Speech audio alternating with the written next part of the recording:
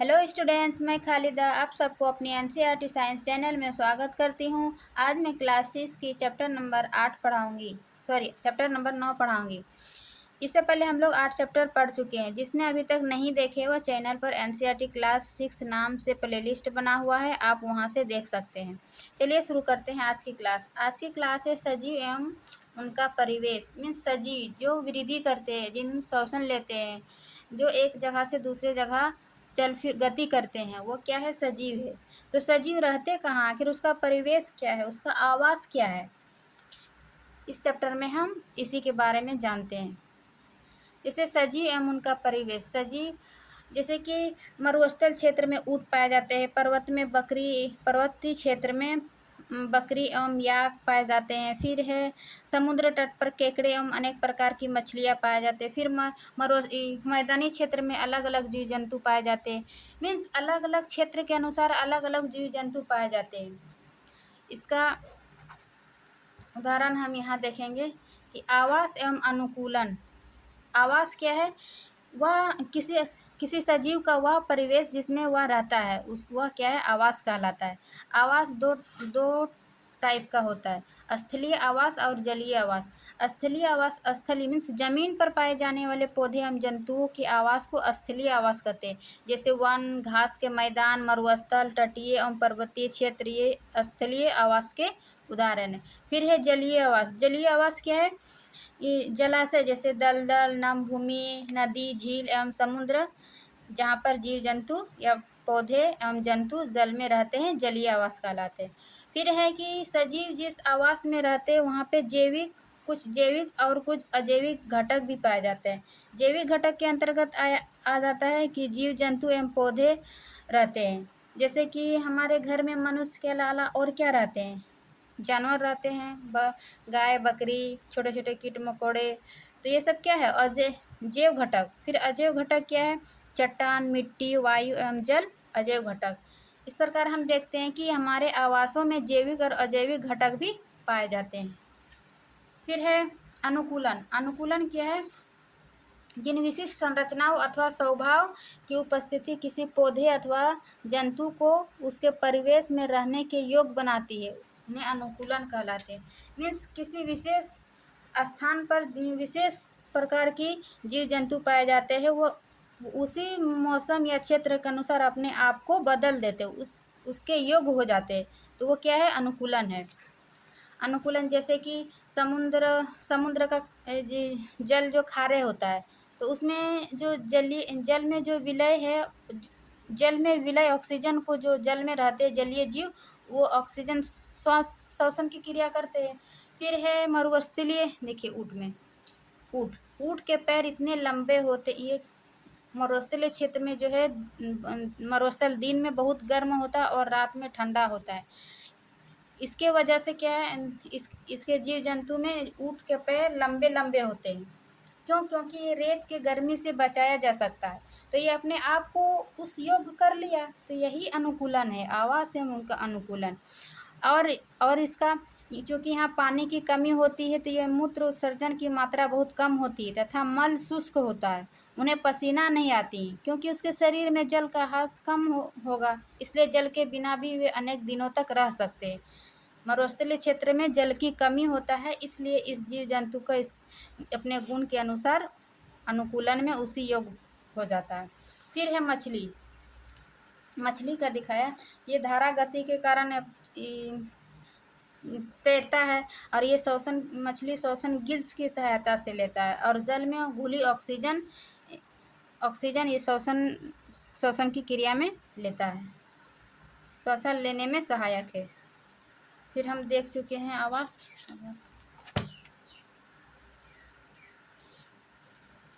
विभिन्न आवासों की यात्रा। विभिन्न आवासों की यात्रा। कुछ स्थलीय आवास में हम देखते हैं मरुस्थल में हम ऊँट के अनुकूल देख लिए कि ऊँट की संरचना किस प्रकार होता है, किस प्रकार वो अपने वहाँ के स्थानों में रहने योग्य बना लेता है। अब देखते हैं वहाँ पर तो और भी जीव जंतु पाए जाते हैं, जैसे छोटे छोटे मरुस्थल में रहने वाले जैसे चूहे एवं सांप, ऊँट की भांति तो लंबे पैर उनका नहीं होता है, लेकिन कैसे वो इतनी मतलब दिन की तेज गर्मी से बचते हैं, तो वो क्या करते हैं, वो भूमि के अंदर गहरे बिल में रहते हैं, वो भूमि के अंदर बिल बनाते हैं और उसी बिल के दिन में घुस कर रहता है, और रात्रि के समय जब तापमान में कमी आती है तो वे जंतु बाहर निकलते हैं। तो इस प्रकार ये अपने जंतु अपने आप को योग्य बनाया वहाँ के वातावरण के अनुसार। फिर है कुछ पौधे जैसे कि कैक्टस एवं नागफनी, ये क्या करते हैं, चूँकि पानी की कमी है तो ये जड़ बहुत, इसकी जड़ जो बहुत गहराई तक जाते हैं पानी को सोखने के लिए, अवशोषण के लिए। फिर ये इसका पत्ता जो है, चूँकि पत्ता क्या करते हैं, वाष्पोत्सर्जन की क्रिया करते हैं, तो वाष्पोत्सर्जन की क्रिया में जल की हानि होती है, तो ये पत्ता जो काँटों के रूप ले लेती है या फिर कभी-कभी बहुत छोटी हो जाती है, चूँकि वाष्पोत्सर्जन की क्रिया में जल की बहुत कम मात्रा में कमी हो, और इसकी तना जो है कभी एक मोटी परत से ढका रहता है, जिससे पौधे को जल संरक्षण में सहायता मिलती है। अधिकतर मरुस्थल में पौधे की जड़ें अवशोषण के लिए मिट्टी में बहुत गहराई तक चली जाती है, जो बताएं। तो मतलब जीव जंतु और पेड़ पौधे अपने आप को उसी अनुसार बदल लेता है। फिर है पर्वतीय क्षेत्र। पर्वतीय क्षेत्र में क्या होता है, चूँकि वहाँ बहुत ठंड पाए जाते हैं, उनमें तेज हवा और शीतकाल में हिमपात भी होता है, मीन्स बर्फ भी गिरते हैं। तो इस प्रकार वहाँ की पेड़ पौधे और जीव जंतु कैसे होते हैं, जैसे पर्वतीय आवास में कुछ वृक्ष, इसके वृक्ष जो शंकु आकार के होते हैं, इनके वृक्ष शंकु आकार के होते हैं, क्योंकि जब बर्फ इस टाइप का, क्योंकि जब बर्फ गिरेगा ये तुरंत नीचे गिर जाएगा, और इसके पत्ती सुई के आकार के होती है, मीन्स उतना फैला हुआ नहीं रहता है, क्योंकि जल जब वर्षा हमेशा होते रहता है, बर्फ हिम हमेशा गिरते रहता है, तो उसमें जमा नहीं रहता है, तुरंत नीचे की ओर घिसक जाता है। फिर तो इस प्रकार हम देखें कि पर्वतों के वृक्ष शंकु आकार होता है। फिर हम देखते हैं जीव जंतु, जैसे कि ये पहाड़ी तेंदुआ है, इसका स्किन मतलब त्वचा जो है बहुत मोटी होती है, क्योंकि ठंड और बर्फ से रक्षा की जा सके। फिर है याक का शरीर पर लंबे लंबे बाल से ढका रहता है। फिर है ये क्या है, पहाड़ी तेंदुआ, शरीर पर इसके फर होते हैं, मीन्स पंख होते हैं, यह बर्फ के चलते समय इसके पैरों के ठंडा से बचाता है। और पहाड़ी बकरी के मजबूत खुर उन्हें ढालदार चट्टानों के दौड़ने के लिए अनुकूलित बनाते हैं। इस प्रकार हम देखते हैं कि जैसे जैसे हम पर्वत पर चढ़ते जाते हैं, उसके परिणाम स्वरूप परिवेश का स्वरूप बदलता है, और हमें विभिन्न ऊंचाइयों पर पाए जाने वाले जीवों के अनुकूलन में विविधता दिखाई देते हैं। अब हम देखते हैं घास स्थल। घास स्थल में क्या है, जैसे यहाँ एग्जाम्पल दिखा है, शेर का रंग भी भूरा है और घास की रंग भूरा है, मीन्स ये अपने शिकारी से बचने के लिए इस आवास में पाए जाते हैं, क्योंकि एक शिकारी को आसानी से बच सकता है। और फिर हिरन है, हिरन के देखिए, ये इनकी कान लंबे लंबे होते हैं, इनकी आँखें जो है कान के पीछे रहते हैं, क्योंकि दूर से ही आवाज़ सुन सके। और इनके दांत जो है बहुत मजबूत होते हैं, क्योंकि कठोर तना को चबाने के लिए इनके दांत मजबूत होते हैं। फिर इनके कान लंबे होते हैं, इनकी आँखें प्रत्येक दिशा में मतलब दिशा को देख सकता है, क्योंकि खतरा किधर से आ रहा है, किधर से शिकारी आ रहा है। हिरन की तेज गति उसे शिकारी को दूर भगाए, ये बहुत तेज गति से दौड़ता है, ताकि शिकारी इसको जल्दी पकड़ ना सके। तो ये कुछ अनुकूलन का उदाहरण था। अब चलते हैं कुछ जलीय आवास में क्या है, जैसे समुद्र में जैसे मछली को देख चुके कि धारा रेखीय होता है तैरने के लिए। फिर समुद्र में और क्या क्या पाया जाता है, स्क्वाइड एवं ऑक्टोपस। ये समुद्र जंतुओं के शरीर आमतौर पर धारा रेखीय नहीं होता है, लेकिन धारा नहीं, और ये गहराई में तलहटी में रहते हैं तथा अपनी ओर आने वाले शिकार को पकड़ते हैं। जब ये जल में चलते हैं, क्योंकि ये धारा रेखीय नहीं होता है, लेकिन जब ये जल में चलते हैं तो अपने शरीर को धारा रेखीय बना लेते हैं, और जल में श्वसन लेने के लिए इसमें गिल्स पाए जाते हैं। जिस प्रकार मछली में गिल्स पाया जाता है उसी प्रकार स्क्वाइड और ऑक्टोपस में गिल्स पाए जाते हैं। फिर है डॉल्फिन एवं व्हेल। डॉल्फिन और व्हेल्स में गिल्स नहीं पाया जाता है। इसके सिर पर स्थित नासाद्वार अथवा वात छिद्रों से श्वास लेते हैं। इस प्रकार हम देखें। फिर है तालाब एवं झील। तालाब एवं झील में भी तो जीव जंतु और पेड़ पौधे रहते होंगे, तो किस तरह रहते हैं देखते हैं। कुछ नीचे एकदम तलहटी तक उसका पत्ता और तना रहता है, किंतु उसका फूल जो है ऊपर की ओर।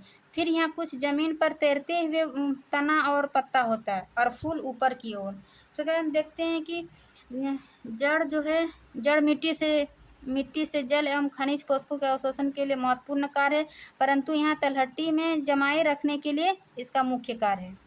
और इसका पौधा मतलब तालाब का पौधा तना लंबा, खोखला एवं हल्का होता है, इसीलिए ना ये पानी में तैरा हुआ रहता है। तना जल की सतह पर वृद्धि करता है, जबकि पत्तियां एवं फूल जल की सतह पर पलवन करते हैं। मीन्स फूल और पत्तियां एवं फूल जल की सतह पर तैरता है और उसका फूल ऊपर की ओर जल की सतह पर पाई जाती है।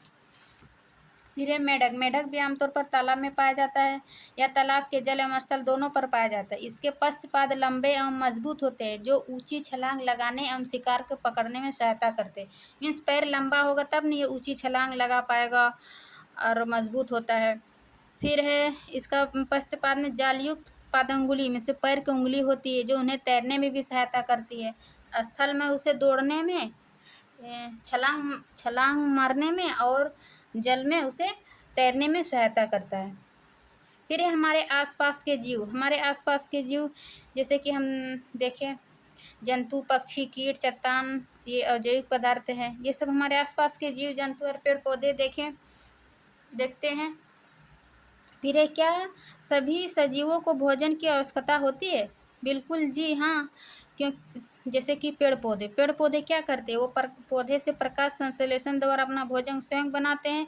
और जंतु जैसे हम लोग जीव जंतु क्या करते हैं, जंतु भोजन के लिए पौधे अथवा अन्य जंतुओं पर निर्भर करते हैं। पौधा जो बनाता है वो उसी को हम लोग खाते हैं ना, और फिर वही दूसरे जंतु भी निर्भर करता है। फिर है क्या सभी जीवों में वृद्धि परिलक्षित है? मतलब सभी जीवों में वृद्धि होता है। हाँ, सभी जीवों में वृद्धि होता है। जैसे कि एक शिशु का उदाहरण लेते हैं। शिशु से किस प्रकार बढ़ता है और एक वयस्क मनुष्य बन जाता है। फिर है मुर्गी अंडा से चूजा किस तरह बनता है, फिर चूजा से छोटा मुर्गी, फिर छोटा मुर्गी से कैसे बड़ा मुर्गी। मतलब सभी जीव जंतु सजीव वृद्धि करते हैं। फिर है क्या सभी सजीव शोषण करते हैं? हाँ, श्वास लेना श्वसन क्रिया का एक हिस्सा है। श्वसन के अंदर ली गई वायु, जैसे जलीय जीव जंतु वो जल में घुला हुआ ऑक्सीजन लेता है। फिर हम लोग वातावरण से ऑक्सीजन लेते हैं और कार्बन डाइऑक्साइड छोड़ते हैं। उसी प्रकार पेड़ पौधे भी पेड़ पौधे भी श्वास लेते हैं, ऑक्सीजन लेते हैं, दिन के समय ऑक्सीजन छोड़ते हैं। हम जानते हैं कि प्रकाश की उपस्थिति में पौधे वायु की कार्बन डाइऑक्साइड का उपयोग भोजन बनाने के लिए करते हैं तथा ऑक्सीजन छोड़ते हैं। पौधे केवल दिन के समय ही भोजन बनाते हैं, क्योंकि दिन के उसको भोजन बनाने के लिए उसको सूर्य की आवश्यकता होती है कार्बन डाइऑक्साइड बनाने के लिए, इसीलिए दिन के समय ही भोजन बनाती है। जबकि श्वसन क्रिया दिन और रात दोनों में निरंतर चलती रहती है। भोजन बनाने की प्रक्रिया में निष्कासन ऑक्सीजन की मात्रा पौधे द्वारा श्वसन में उपयोग की गई ऑक्सीजन की अपेक्षा बहुत अधिक है। मीन्स जितना ऑक्सीजन हमें पेड़ पौधे देते हैं उससे कम ऑक्सीजन वो ग्रहण करता है। इसीलिए कहते हैं कि हमें पेड़ लगाना चाहिए, क्योंकि वातावरण में हमें ऑक्सीजन की कमी नहीं है। फिर है जैसे देखें केचुआ जो त्वचा द्वारा सांस लेता है, मछली गिल्स द्वारा श्वसन लेता है। इस प्रकार हम देखें कि हाँ सभी जीव जंतु श्वसन करते हैं। फिर है क्या सभी सजीव उद्दीपन के प्रति अनुक्रिया करते हैं? उद्दीपन क्या है? हम अपने आसपास होने वाले परिवर्तनों के प्रति जो अनुक्रिया करते हैं उसके विपरीत उसके अनुसार काम करते हैं। वातावरण में होने वाले परिवर्तनों को ही उद्दीपन कहते हैं। जैसे कि यहाँ पौधा सूर्य की किरण जिधर से आ रहे उसी की ओर पेड़ पौधा मतलब बढ़ रहा है, वृद्धि कर रहा है। तो ये क्या है? सूर्य के प्रति अनुक्रिया, ये हुआ उद्दीपन। फिर है कुछ पौधे का यहाँ नाम दिया, जैसे छुई मुई गुल मेहंदी जिसको बोलते हैं, उसका पत्ता को छूने से वो सिकुड़ जाता है। यह पौधा उद्दीपन के प्रति क्या किया, अनुक्रिया किया। फिर है सजीवों में उत्सर्जन। उत्सर्जन क्या है कि हमारे शरीर में कुछ अपशिष्ट पदार्थ उत्पन्न होते हैं, सजीवों द्वारा इन अपशिष्ट पदार्थों के निष्कासन के प्रक्रम को उत्सर्जन कहते हैं। हमारे जैसे कि पसीना, मल मूत्र, ये सब क्या है, हमारे उत्सर्जन पदार्थ, तो इसको बाहर निकलना ही उत्सर्जन कहलाता है। अब क्या क्या सभी सजीव प्रजनन करते हैं? सभी सजीव प्रजनन करते। प्रजनन मीन्स जन्म देना, नए अपने जैसे समान उत्पत्ति को जन्म देना। जैसे कि यहाँ कौवे, कौवे अपना अंडा दिया, चिड़िया, फिर वो क्या है, अंडा से अपना बच्चा बनाता है, पक्षी। फिर यहाँ बिल्ली, गाय एग्जाम्पल दिया है। सभी बच्चे सभी प्रजनन कर रहे, सभी अपने बच्चे दे रहे हैं, मनुष्य। फिर पेड़ पौधे, बीज से कैसे अंकुरित हुआ, अंकुरण से छोटा पौधा, और फिर छोटा पौधा से एक बड़ा पौधा का निर्माण होता है। इस प्रकार हम देखें आलू में छोटा छोटा आँखें निकलती है, फिर वो आँखें से धीरे धीरे वृद्धि करता है, फिर वही आलू बड़ा पौधा बना के बहुत सारे आलू उग जाता है। इस प्रकार सभी सजीव प्रजनन करते हैं। फिर है कि क्या सभी सजीव गति करते हैं? गति में से एक स्थान से दूसरे स्थान तक जाता है? तो हाँ, सभी सजीव एक स्थान से दूसरे स्थान जाता है। उन सभी को भोजन की आवश्यकता होती है, जिनमें श्वसन, उत्सर्जन, उद्दीपन के प्रति अनुक्रिया करती है, भोजन, गति एवं वृद्धि तथा उसकी मृत्यु। फिर क्या है, इस प्रकार हम देखिए मतलब सजीव का क्या क्या लक्षण है। सजीव का लक्षण है, सबसे पहले हम देखें उसके श्वसन करता है, उत्सर्जन करता है, उद्दीपन के प्रति अनुक्रिया करता है, प्रजनन करता है, गति करता है, वृद्धि होती। ये सब क्या है, सजीव का लक्षण। अब हम जानते हैं, ये आपका अध्याय समाप्त होता है, अध्याय 9। अब हम चलते हैं अभ्यास की ओर। सबसे पहला कि आवास क्या है। आवास क्या है, किसी स्थान का वह परिवेश जिसमें पौधे एवं जीव जंतु रहते हैं, वह आवास कहलाता है। फिर है कैक्टस मरुस्थल में जीवन यापन के लिए किस प्रकार अनुकूलित है। कैक्टस मरुस्थल कहाँ पाया जाता है, मरुस्थल में। तो अपने वहाँ की पानी कमी होने के कारण वो क्या करते हैं, अपने पत्तों को कांटे के रूप ले लेता है, क्योंकि वाष्पोत्सर्जन की कमी में पानी की कम हानि हो। तो वो सारे लक्षण इसमें लिख दीजिएगा। फिर रिक्त स्थानों की पूर्ति कीजिए। क्या है, पौधे एवं जंतु में पाए जाने वाले विशिष्ट लक्षण जो उन्हें आवास विशेष में रहने योग्य बनाते हैं, तो क्या कहलाते हैं, अनुकूलन कहलाते हैं। फिर स्थल पर पाए जाने वाले पौधे एवं जंतुओं के आवास को स्थलीय आवास कहते हैं।